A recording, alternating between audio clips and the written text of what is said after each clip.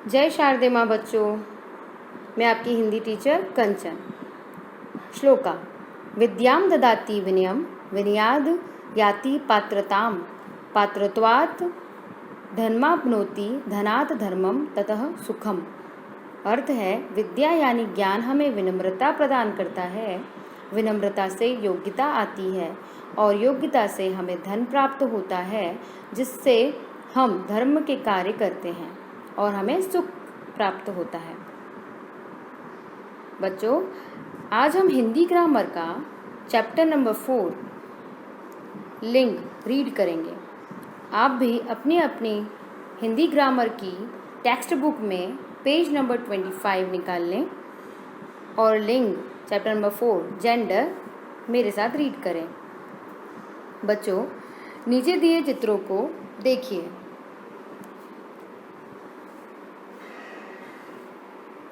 नीचे दिए चित्रों का ध्यानपूर्वक देखिए। क मोर नाचता है, धोबी कपड़े धोता है।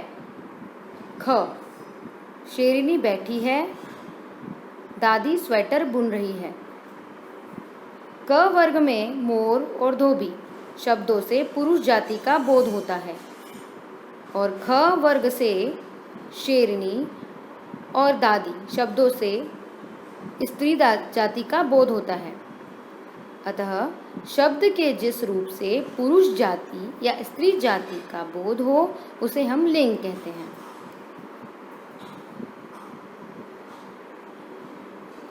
हिंदी में लिंग के 2 भेद हैं। लिंग के भेद: पुल्लिंग, स्त्रीलिंग।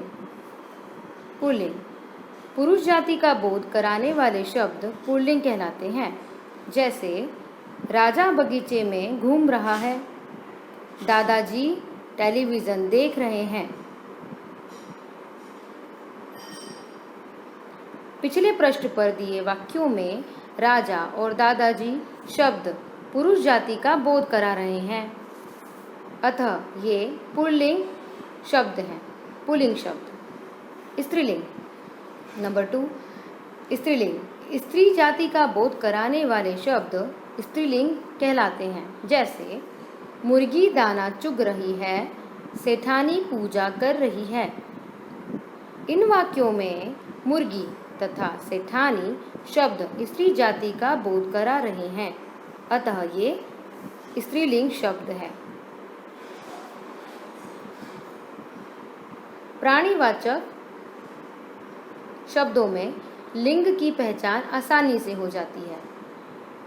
जैसे दादा दादी, नाना नानी, धोबी धोबिन, मौसा मौसी, चाचा चाची, पोता पोती, लोहार लोहारिन, पड़ोसी पड़ोसिन, गायक गायिका, अभिनेता अभिनेत्री, लेखक लेखिका, लड़का लड़की, बेटा बेटी, सेठ सेठानी, माली मालिन, बकरा बकरी।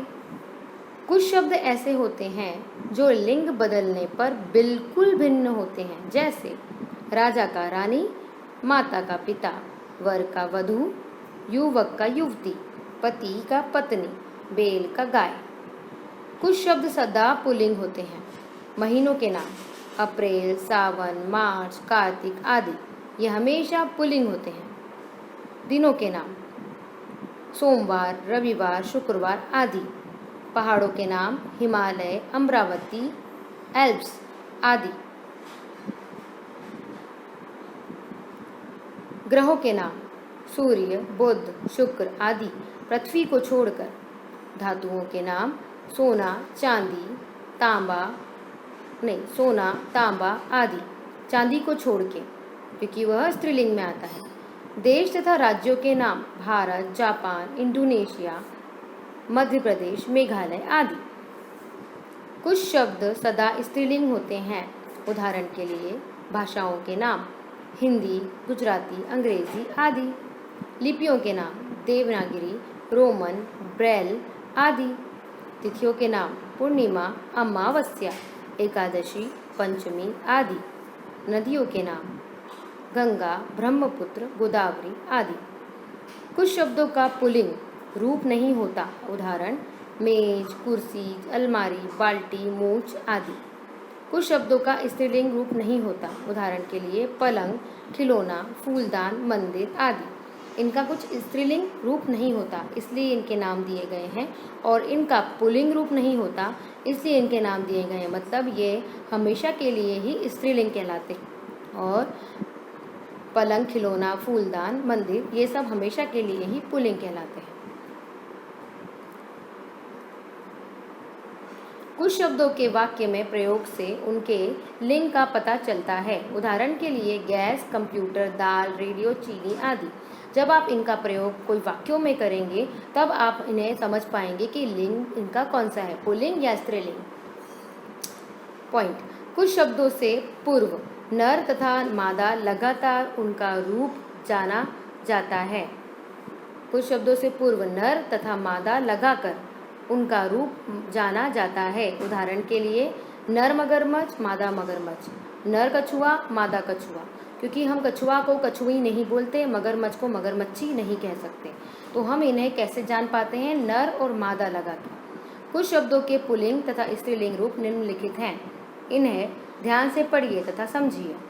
जैसे पुल्लिंग और स्त्रीलिंग: पुल्लिंग है बालक, स्त्रीलिंग बालिका, लड़का, लड़की, कवि, कवित्री, बुद्धिमान, बुद्धिमती, राजकुमार, राजकुमारी, बाघ, बाघिन, सहपाठी, सहपाठिन, विद्वान, विदुषी,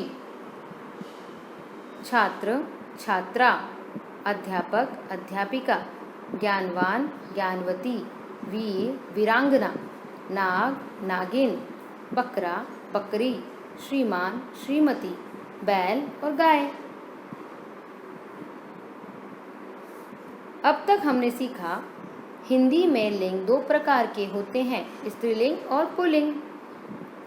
जो शब्द पुरुष जाति का बोध कराते हैं वे पुल्लिंग कहलाते हैं, वे पुल्लिंग शब्द कहलाते हैं।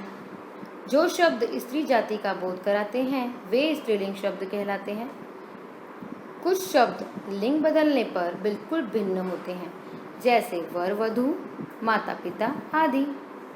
कुछ शब्द सदैव पुल्लिंग रहते हैं, जैसे हिमालय, सोमवार, अर्थात पर्वतों के नाम और वारों के नाम। कुछ शब्द सदैव स्त्रीलिंग होते हैं, जैसे गंगा, पूर्णिमा, अर्थात नदियों के नाम और तिथियों के नाम, ये हमेशा स्त्रीलिंग होते हैं। बच्चों, ये लेसन हमने रीड कर लिया है, आप भी इसको अच्छे से रीड करें और एक्सप्लेनेशन वीडियो ज़रूर देखें। धन्यवाद।